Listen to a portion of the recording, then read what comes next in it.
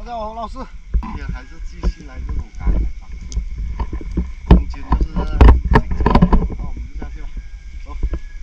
所谓的漂漂亮，你晚上看就是漂亮，跟那个观赏鱼一样，晶晶发光，美得要命。只能看早一点19宫给大家看。这种地方最适合的就是找那些19宫。哦，有个特漂亮的鱼在这里，那水纹太大了，我那灯光一照，机子肯定掏不爆。我刚才看到一条鱼涌跃过这边来，哎，那种鱼，看这，没戴手套啊，跑下来了，很快的，这种鱼不好抓。什么鱼呢？好像是像海鳗那样子的，肯定不中了，那叉子太大了，不中了。啊，这条不中就完蛋了，这种是青摘的。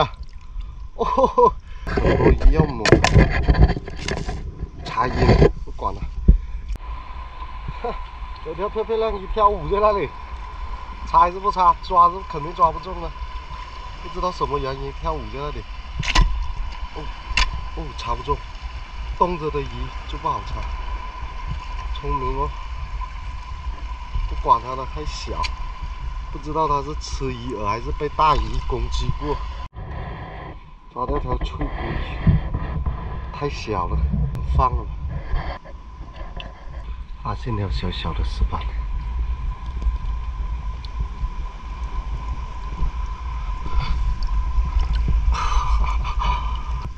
它躲到石洞里面，不戴手套，然后就怕弄伤它。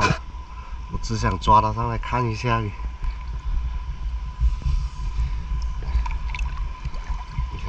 一条很小的石斑，在这个浅水滩有沙丁鱼。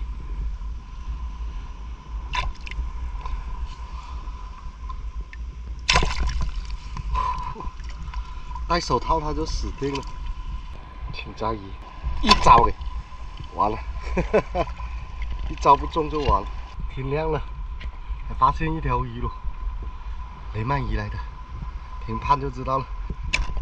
用手的话太不安全了，不戴手套。天亮了还得一条鱼，动吧。哦，4根叉子插进去，4人都当场致命啊！它已经是最后的挣扎了，还在动。等下它就挣扎，等下它就差不多死以后，它就开始挣扎。现在那眼神越来越不行了，不知道是看手机太多，人老了，有的事情看下去有点相像什么的，评判不准。水太浑了，也不知道他们有没有，这就是想要看到的空间了。徒手赶海，只能这样子。上来的时间有一条那么小的脆骨鱼在这里，漂漂亮鱼，放了，别，放了，中多不？抓到几条，还有点螃蟹。螃蟹，哎，丢一箩筐不错哦。阿星跟梁池他们中2条那个雷鳗，还有1条那个2点了哟，我惨了。哎呀，再看一下。哎，包括阿吃的螃蟹也叫半桶了，没办法了，也就是这样了。再见。